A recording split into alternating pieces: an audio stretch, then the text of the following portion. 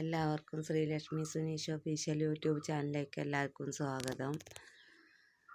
അപ്പോൾ ശ്രീലക്ഷ്മി സ്കൂളിലേക്ക് പോകാൻ വേണ്ടിയിട്ട് യൂണിഫോം തേക്കുകയാണ്.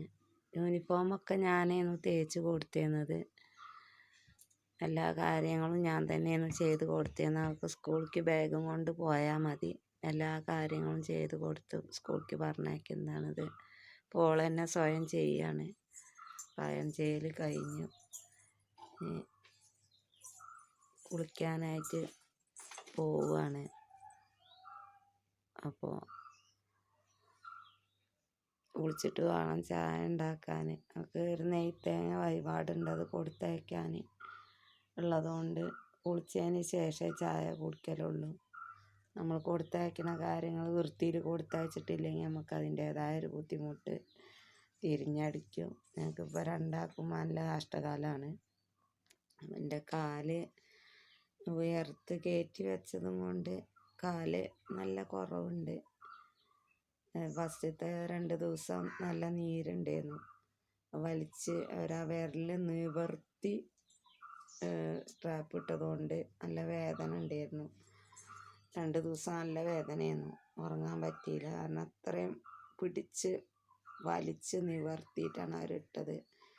അപ്പോൾ കാല് ഉയർത്തി വെച്ചത് കാരണം നീരൊക്കെ കുറവുണ്ട്. അപ്പോൾ എല്ലാ പണിയും ഞാൻ എടുക്കുന്നതാണ്. ഞാനിപ്പോൾ ഇവിടെ ഒതുങ്ങിയിരിക്കുക കാരണം എല്ലാം ആകാലങ്കോലായിട്ട് കിടക്കുകയാണ്. അടിച്ചു വാരലും തുടയ്ക്കലും ഒന്നിനും കഴിയൂല. കാല് ഇളക്കരുതെന്ന് പറഞ്ഞാണ്.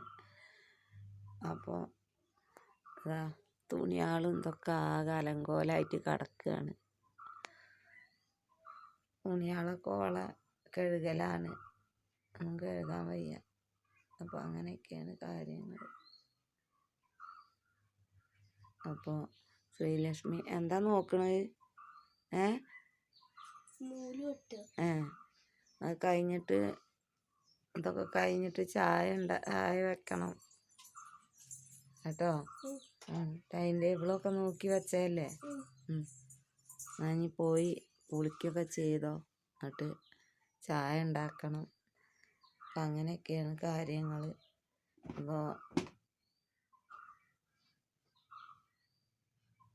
രാവിലത്തെ കുറച്ച് നേരമാണിത്. അപ്പോൾ കാല് കണ്ടില്ലേ, കാല് നല്ല കുറവുണ്ട്. നീരൊക്കെ ചുങ്ങി വന്നു. ഞങ്ങൾ ചാനൽ കാണാത്തവരുണ്ടെങ്കിൽ കാണാൻ സബ്സ്ക്രൈബ് ചെയ്യുക, കമൻറ്റ് ചെയ്യുക, ബെല്ലൈക്കൺ അടിച്ച് പൊട്ടിക്കുക.